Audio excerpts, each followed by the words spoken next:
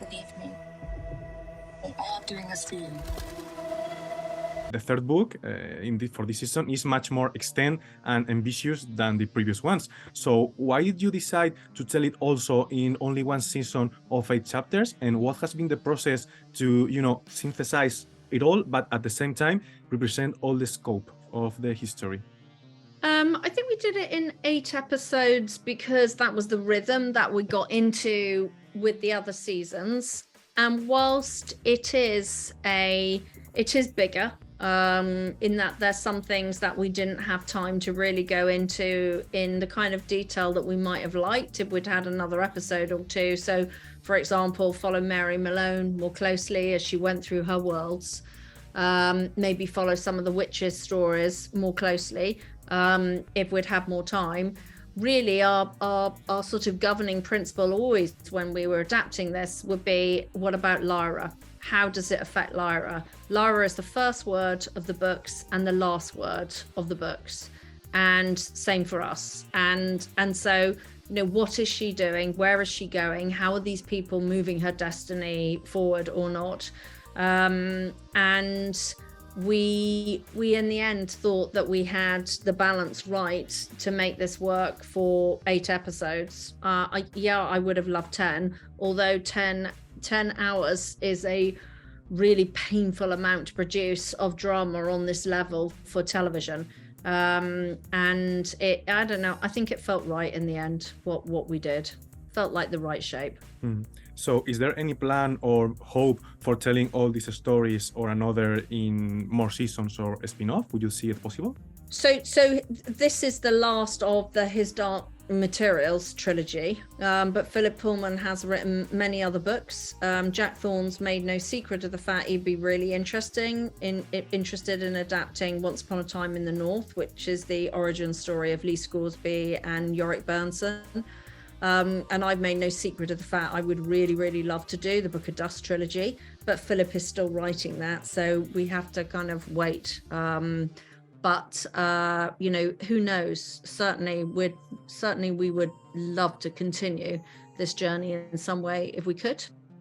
Yeah, pretty cool. We hope to see it. And also, I don't know if you have felt like this running we are seeing between the streaming series for getting even bigger and more spectacular, like, House of the Dragons, Lord of the Rings. But during these 3 seasons, in which ways you are aiming to make the series grow every year? What do you think that has been the main evolution during the series? Well, in a world where the world has changed, since we started making His Dark Materials, television has become event-like, with huge budgets being bandied around.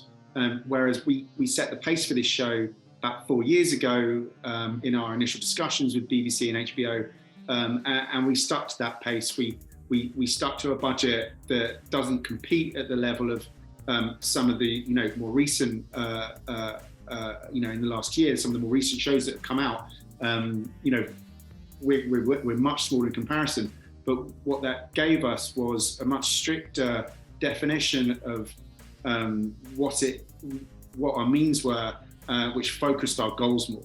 And I think that's really essential to what the show is. You can, invest, as much as you like around, worlds and backgrounds and the distance of backgrounds, and those kind of those segments in between really what is a beautiful character piece. It meant that we focused in and around our 2 leads, and it meant we were careful when we moved away from them because our cloth was only so big, but what we could do with it, I think, was more beautiful, more profound, and more pertinent, I think, to the world today, than perhaps any of those other shows that might just feel like any other fantasy piece. So my last question to wrap, it also seems a bit difficult to end a big series, with agreement. So do you think this is the fans are waiting for? And of course, are you fully satisfied with it? I think that the most difficult thing to achieve really wasn't the effects or the battles or the bringing to the screen of the Milefa. The most difficult thing and the most important thing to achieve is what that park bench will mean for the fans at the end, and the understanding of, you know, the love and the loss that there is at the end. And I think if we get that right, and I am really moved by it, I believe we have got that right, but I think if we get that right, then I will be satisfied. I think the rest of it, you know, have we delivered the angels? Have we delivered the Mulefa? Have we delivered the Galavespians? I believe we have. I think Russell Dodgson and Joel Collins and Painting Practice and Frame Store are exceptional. And I think they really have nailed all of those elements. But the most important element is the emotional character, dramatic one. So I'm hoping the fans will think we've done both and done it well. Fingers crossed. Wish us luck.